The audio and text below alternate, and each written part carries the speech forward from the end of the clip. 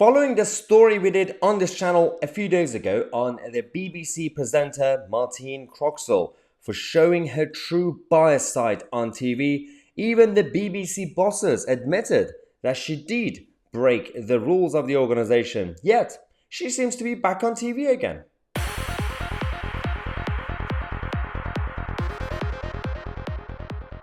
I really want to know what is the point of having a BBC Royal Charter. I really want to know what is the point of having Ofcom when there is absolutely no proper sanctions being done on certain people. You remember when Kay Burley and Beth Rigby broke the lockdown rules and they were suspended for a couple of months, but they still got paid and they came back. Everything was fine, normal. But ordinary people lost their jobs if they even broke the rules. But that's just one thing. Even in terms of bias, there's clearly no proper sanctions, especially considering the BBC have more restrictions on themselves because of their charter. So it's not just Ofcom regulations. They seem to be getting away with a lot of things. And on this channel, on a regular basis, is one of my go-to hobbies to just find out these flaws and point them out, because we have to do it for the sake of the sanity of this country. This is a story about Martine Croxall, the BBC News presenter who did breach the impartiality rules. This is according to her own bosses. When I exposed this story, I initially did a Twitter clip. I posted it on Twitter. It went viral.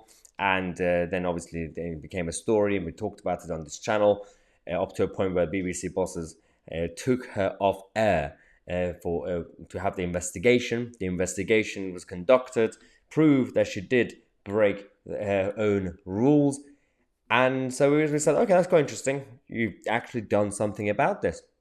But no, she's back with no apologies. There's absolutely no acknowledgement from her side or her team over what they actually did. For those of you who don't remember, she was basically the woman who, on her show, when Boris Johnson, minutes before when she started, Boris Johnson withdrew from the election, from the Tory leadership election.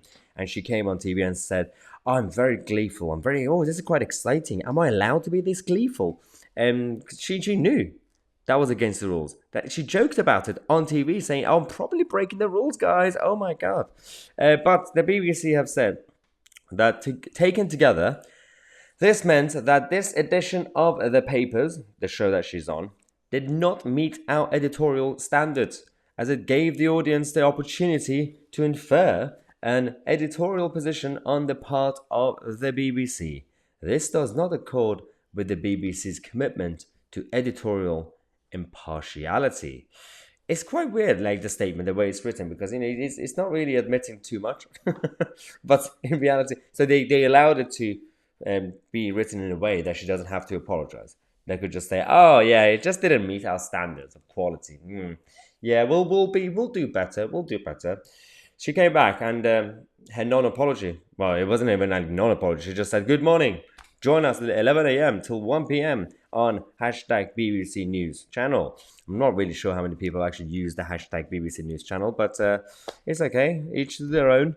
But underneath this tweet, there were a couple of there were so many funny replies that kind of backfired on Croxall and her bosses. But two of the best ones were, one was from Darius Hutchinson, said, "I'd rather watch GB News." And there's another one saying, "Shameless. We've cancelled my TV license though." But yeah, shameless. Absolutely shameless. So this is how people are reacting to the BBC not really showing their own, commitment to impartiality, their own commitment to hold their people to account. They don't really care that much, do they? Because they have their guaranteed platform, because they keep taking people's money, and they also get government grants anyway. So even if you don't pay the TV license, you're still technically funding parts of it. So it is what it is. But we're going to come back. We're going to talk about free speech and Twitter and Elon Musk in half an hour. So make sure to subscribe. I'm Tousi, and we are the media.